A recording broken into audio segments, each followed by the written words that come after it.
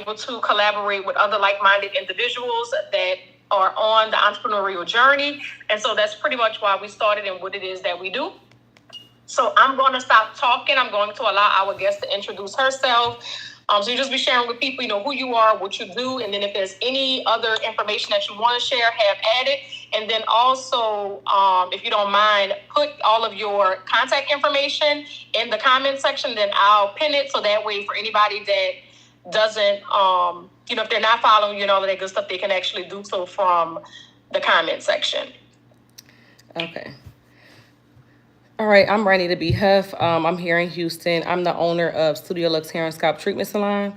I'm the owner of the Growth and Lymph Retention System, and I have a digital hair care community called the RBH Hair Community.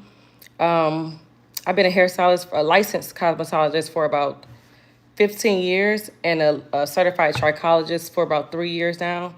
I just help women all around the world build a healthy relationship with their hair. In our salon, that we do the same thing. We change hair lives. Awesome. All right. So when you get a chance, drop your information in the comments section for me, and then we'll go ahead on and get started. Okay. And for those of you that are just joining us, and especially for my girls that are in the professional beauty industry, if you are considering being in the professional beauty industry, there is an abundant amount of pathways that you guys can take. However, I would encourage each of you to be on the right side of maintaining the integrity of your client's hair before anything. And so again, our guest is Ranita Huff, and she is joining us as the lymph retention specialist. And if you guys are not following her, I definitely encourage you all to do so. She has an abundant amount of information specifically for those of you that really want to make sure you keep clientele on their head and not on the floor. Okay. All right. So as we go ahead on and get started. So again, I told you guys that our topic for today is lessons learned in 2024 for business growth in 2025. So basically, I just want you to start off with maybe sharing. So like the first question, so to speak, I don't really like to have like planned questions because I love for the conversation to just flow, because sometimes when you have things that are scripted, you tend not to be able to provide the greatest amount of impact to people that you can. So I may or may not actually go from some of the questions that were actually initially sent to you. But if you don't mind just sharing maybe one thing that just kind of like sticks out to you that you can remember that happened that was maybe like a mistake that you made and your hope to be able to fix it in 2025. A mistake that I made in 2024. I think I made this mistake more over and over and over, but it's really just not properly planning when I want to do something. I don't plan it out. I just do it. For 2025, I definitely want to plan and execute like that. I don't want to just be doing stuff like I've been doing all these years.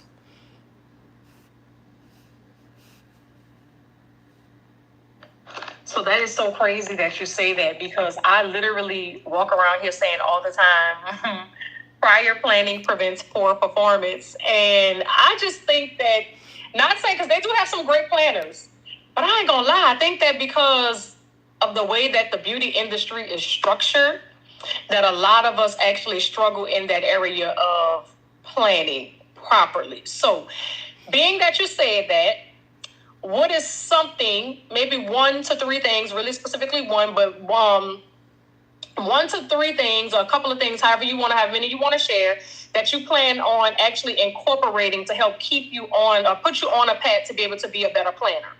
Now, before you answer that, for those of you that are listening, again, I see a lot of you are joining in. So, hey, y'all know I be waving at y'all. I try to make sure that we catch everybody. We're excited to be able to have y'all here. Our guest today is known as the lymph retention specialist, hailing all the way from Texas, and her name is Ranita Huff. And so, again, we're excited to have her. And we're just really having conversation around some things that was learned in 2024 as it relates to business mistakes that we plan on not taking with us in 2025 so we can grow further than where we were in 2024.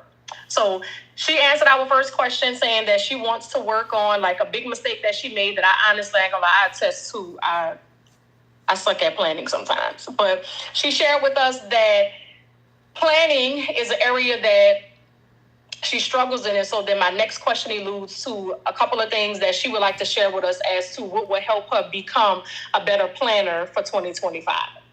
Now I'm gonna shut up. Well, I feel like I'm still working on that. What's going to help me to become a better planner? But I know one thing is writing it down and making it clear first. That's probably, and I have a hard time. I don't really like, I like to write in my phone on my notepad, but I know that they say writing it down will make it clear. So I have started like the past few weeks writing things down. So I think writing it down, planning it, and probably even, finding maybe like a coach, but I have a hard time with that because I don't know. It's not. I haven't seen anybody that caught my eye that I would want to coach me. But I think if I had a coach that has done what I want to do, it will probably help me properly plan.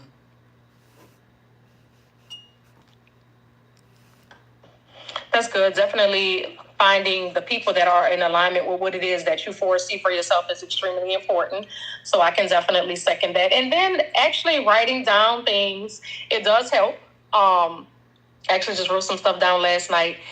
And I think that it just provides you with a little bit of a notion of how you're going to put one foot in front of the other to be able to you for that. What would you say on this journey has been one of the most complex things for you for growth? The most complex thing for growth? I don't know. Probably being unorganized. Being unorganized that's been hard. I gotta think about that for growth. Because I feel like I'm always growing no matter what. I just think I can grow in a different way if I was properly planning things out. But organization, that's the biggest thing because I think of a million different things and I try to execute a million at a time. So I think if I properly planned and I planned it out, accordingly and not try to do everything at once, it will be better for me. But for growth, I just feel like I'm always growing. Like I'm always growing.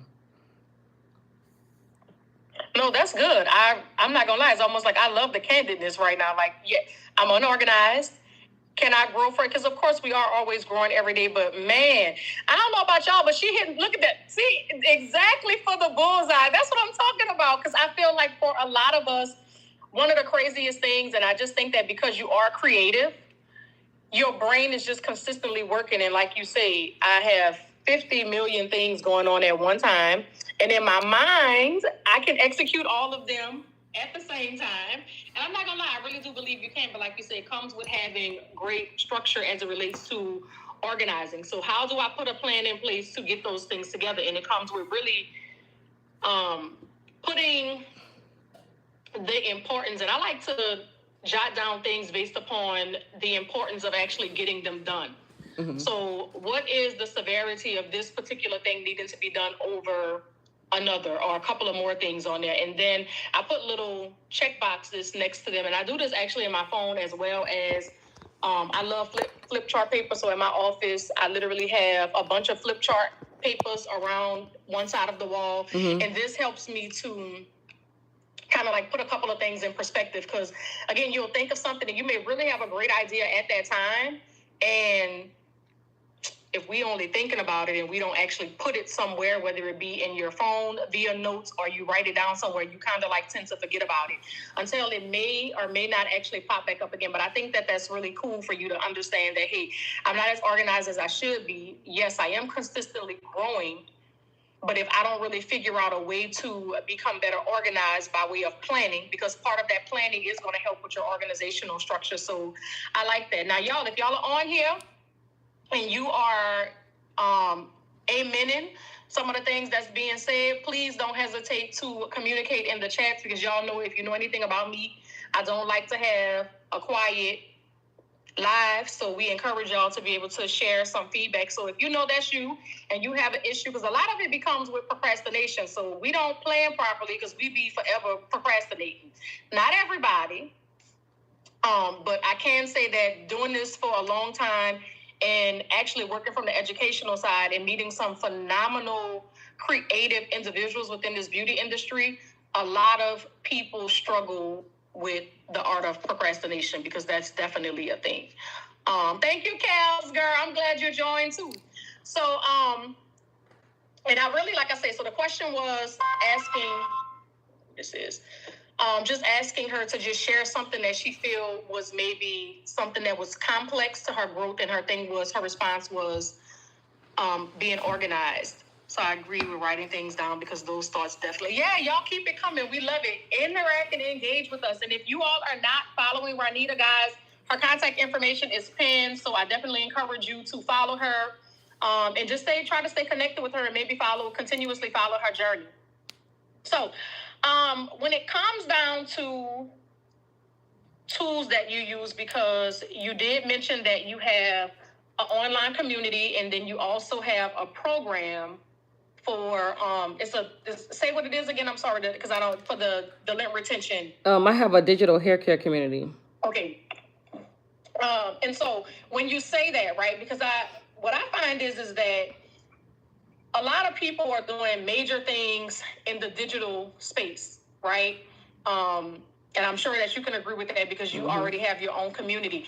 What tools do you utilize, or maybe what either tool or tools do you utilize to help keep that community growing? And before growing, what did you use to get started? And then maybe what's something that you use to continuously keep it growing? What I used to get started was, what did I use? Are you asking about a platform I use, or what did we use before? I can't remember the one I was using before, but I'm currently using Kajabi as my online platform for my community and for my digital classes. I just use Kajabi, and what I use to help it grow is in Kajabi they have emails inside of it where you can send out the emails, and then outside of the digital community I use Klaviyo and ManyChats to grow my product business.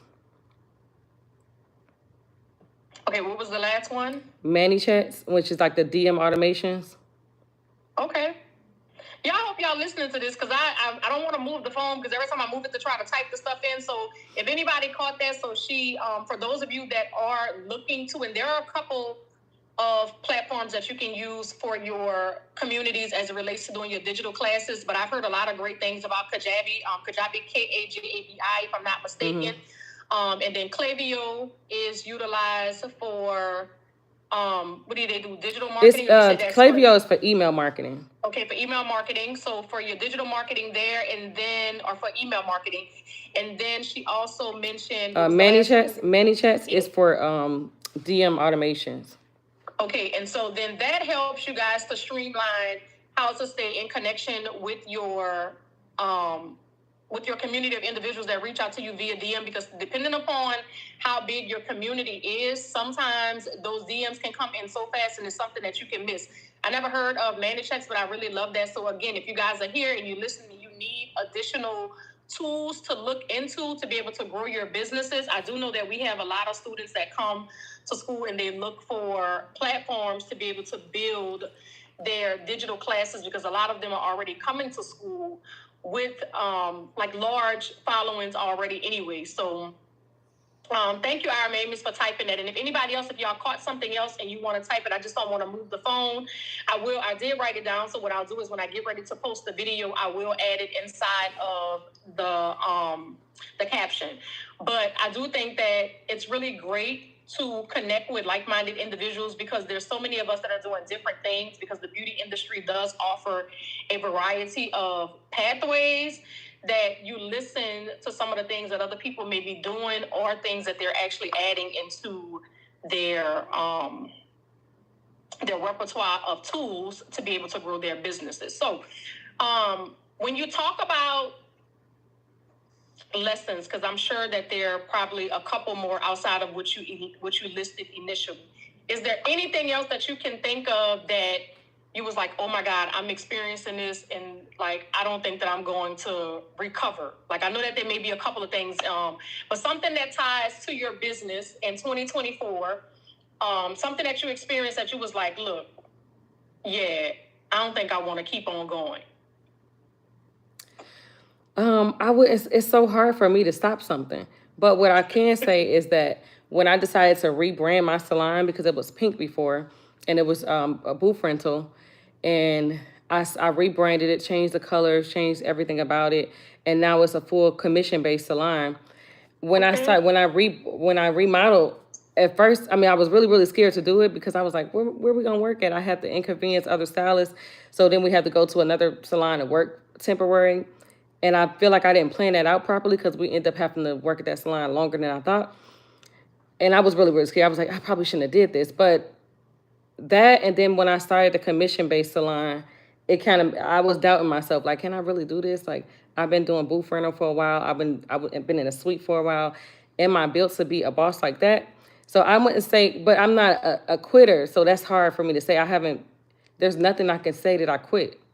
I'm just not like that. I can't let myself down. Yeah, no, that's good. And I didn't mean just like quit, just maybe like the thought of, like not that you quit, just like the thought of. Yeah. I mean, I think that when I rebranded my salon, I thought about it. I was like, do I want to go back to where it's easy, where these people just pay booth rent and then we just roll with that? I thought about that. I really did think about that. That's good. So listen, so I did not know that your salon you got me excited over here. And I'm not going to hold you too much more longer because I am very respectful of people's time. I try to keep it within our allocated time frame. But talking about the scared factor, right? Because we all get to a point in business, and this is for all of you that are listening, because entrepreneurship, y'all, I'm not going to lie, it is amazing. I kid you not. This is why our foundation is rooted in entrepreneurship. It is absolutely amazing. When it's good, it's great. And then you have those times to where you're kind of like, do I really want to do this? Should I do this? How will people receive me if I do this?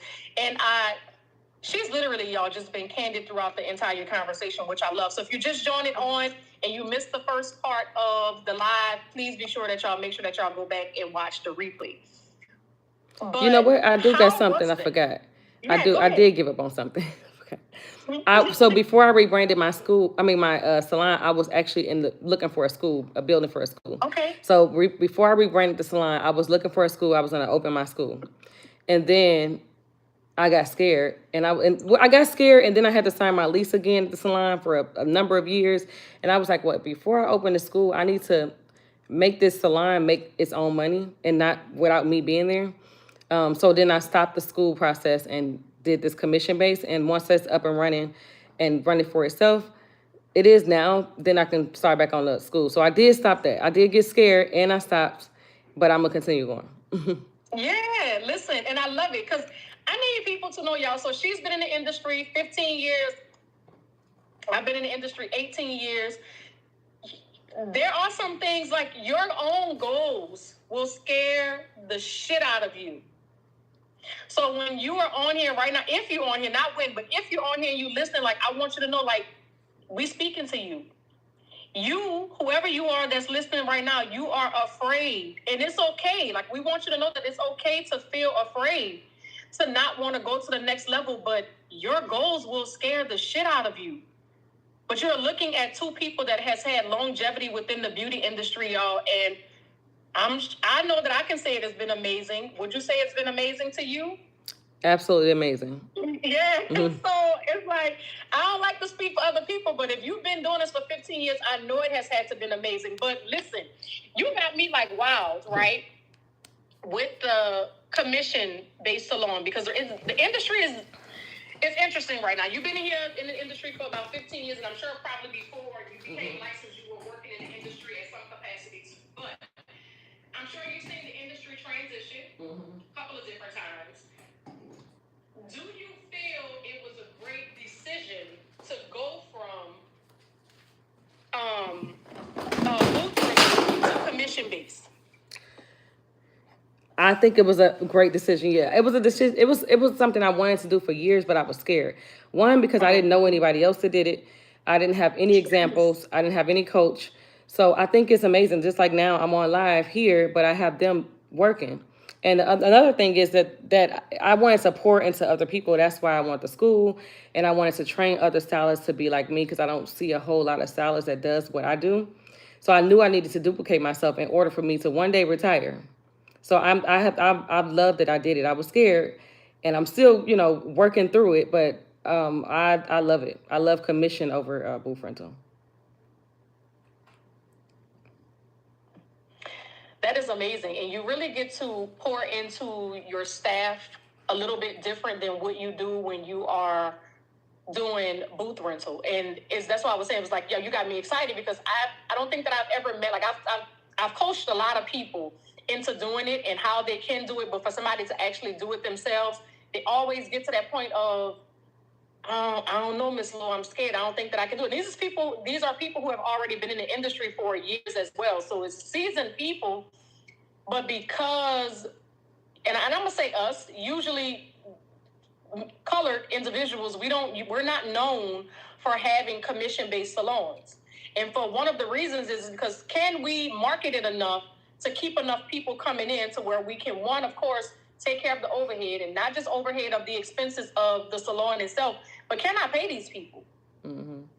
Because now they go from actually paying you a certain amount per week or per month to you actually paying them a certain percentage of whatever the services is that you guys do. So if any of you all are interested in that, and I don't want to put Miss Huff on the spot, but I mean, since she's already doing it and y'all are considering it, maybe y'all should think about reaching out to her and just maybe, seeing if it's something that she would provide you as it relates to insight and information, because I think that is so dope that a woman of color has a commission-based salon. And this wasn't even part of our conversation, y'all. I'm not going to lie. I just asked the question and she ended up sharing.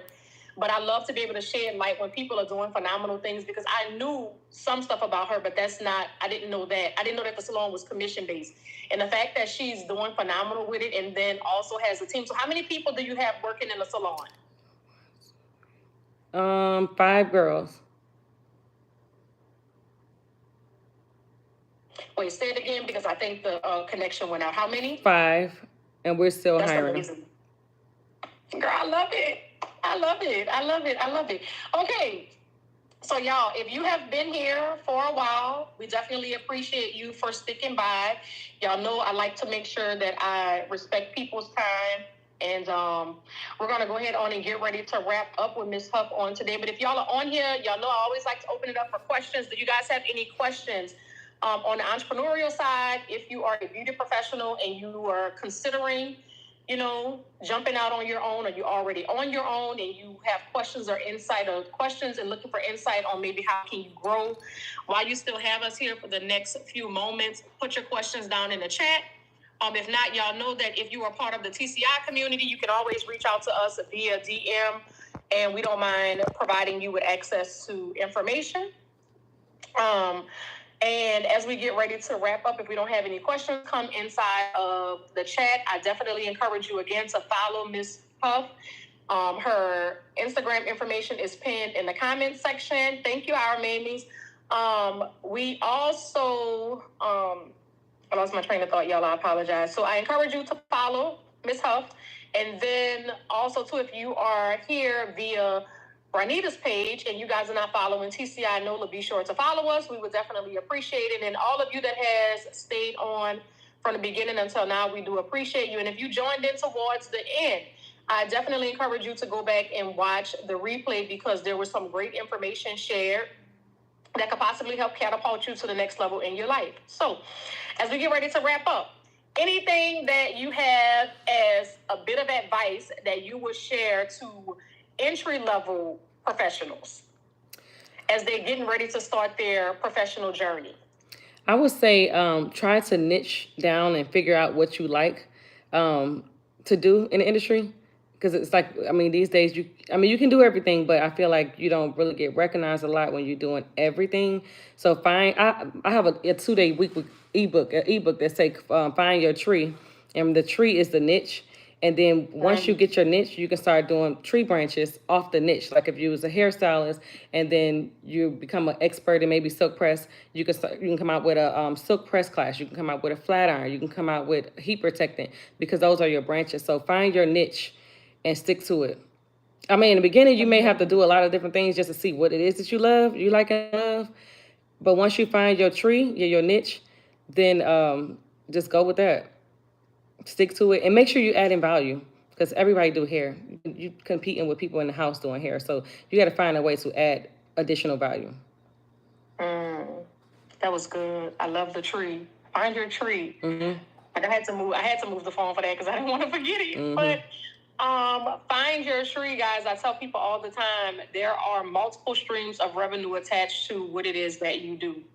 You just have to figure out what's that one thing, and then, like she stated, find the branches that tie into your tree that you can leverage off of. But Ranita, I really do appreciate you, and I don't really know how. I thought yesterday was Wednesday, but look at here. I was like, I know I work. I said, why did I commit to something? I know I work on Tuesdays. Listen, and I really wasn't even paying attention. That's what I get though, because I don't usually be in the DMs anyway. It's so crazy. And so here I go responding back to messages. I should have left the job, be to the person who have the job. So I was like, dang. And I have to think, I was like, yeah, today is not Wednesday, girl. And when I seen you work, when it's like I'm off on Wednesday, and I was like, yeah, but today ain't even Tuesday, so we still good. So I am glad that I'm happy it worked out too. Today. Yes. I'm so happy. And I love it. I definitely want to. You said, were you in Houston? Mm-hmm. That's crazy. I was just there, but I have family in Houston, so I plan on what I would like to do is when I come back out there again. It'll be in advance. I'll let you know in advance, so we can kind of like connect. I want to come by and check out the salon because we get a lot of students that come to school here, but then they move to Houston. So just having another partner provider to be able to share with them, just for them to come out and check to see if it may be a fit for them. I would love to be able to do that. But yeah, and I would love to check about schools because that's my next thing is opening my school. Let's do it. Let's do it. Yeah. But I appreciate you. I appreciate your time. I appreciate the rest of you guys for joining in. Check out our replay, guys, and we appreciate you all. I want you, before we get off of here, I want you to say who you are again, where they can find you, and any other contact information that you want to share with them before we log off. Well, I'm Ranita B. Huff. I'm here in Houston. My Instagram is Ranita B. Huff. YouTube is Ranita B. Huff. TikTok, Ranita B. Huff. Facebook is Ranita Bug Huff. And you can find anything about me there. You can even Google Ranita B. Huff, and you'll just find everything about me. There y'all go. Ranita B. Huff, and she also has the RBH system. Again, all of her information is pinned in the comment section, so if you guys want to check her out, be sure to go do so. I encourage it. I think she's a phenomenal person to be connected to and a phenomenal person to follow. So we appreciate you, girl. Thank you so much for having me. Afternoon.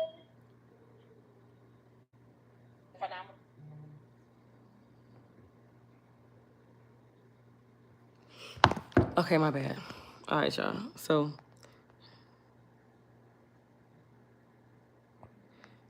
can I spell those? Kajabi was Kajabi.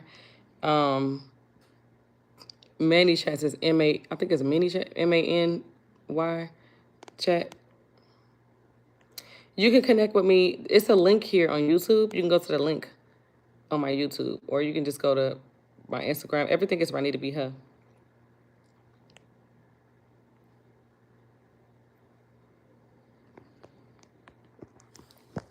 Everything is Ranita B. Huff.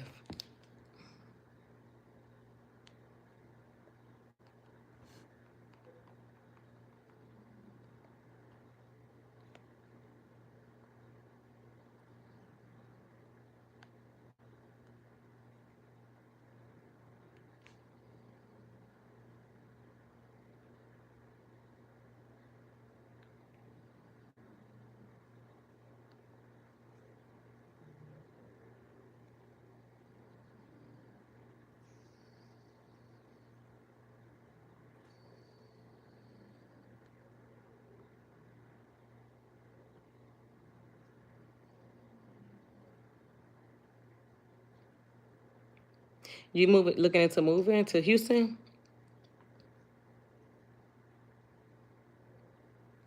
I love Houston. I mean, I've been here. I think it's gonna be 9 years next year. In February, it's gonna be 9 years. I've been here a while.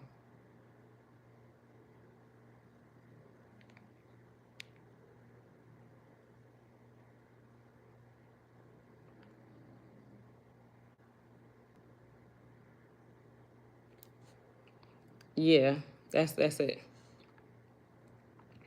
For DM automations. Yeah, I love Houston.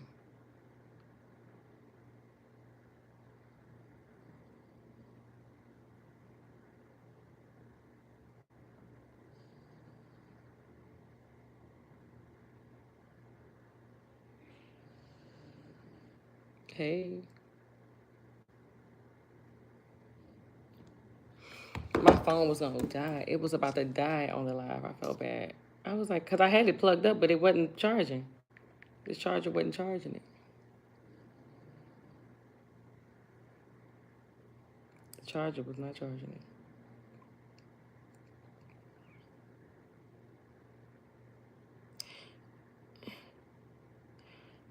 I came to Houston just for a change. I didn't want to raise my kids in Cleveland, Ohio anymore. I didn't want to be in Cleveland, Ohio anymore. I feel like it's not a lot of opportunity there. So I relocated here. Started all the way over. Started my business over. So this wasn't charging either. That's why this did. I started it all the way over and I love it. But thank y'all for being on the live with me. I might go live later today cooking. And I'll be back because I got some more work to do. Bye, y'all.